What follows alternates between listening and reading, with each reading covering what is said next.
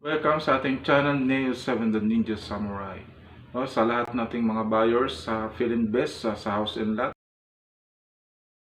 gusto nyo, ayan, meron tayong price increase effective January 15. Kaya i-share nyo yung vlog natin sa mga kaibigan nyo, sa mga gustong mag-avail ng real estate, no, ng house and lot sa Philinvest.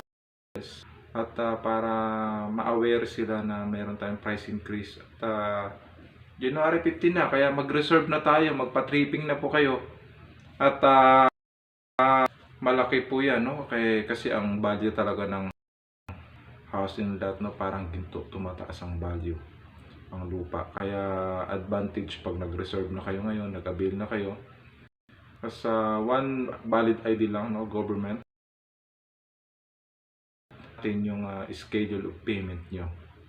So, pag nag-avail kayo, no, purchase application form lang naman yan sa online, doon lang kayo mag-fill up sa online. Okay, pakishare po ang ating video para yung iba po ay makapag-avail na ng property sa Philinvest para po meron na kayong investment at hindi na kayo maapektuhan ng price increase sa January 16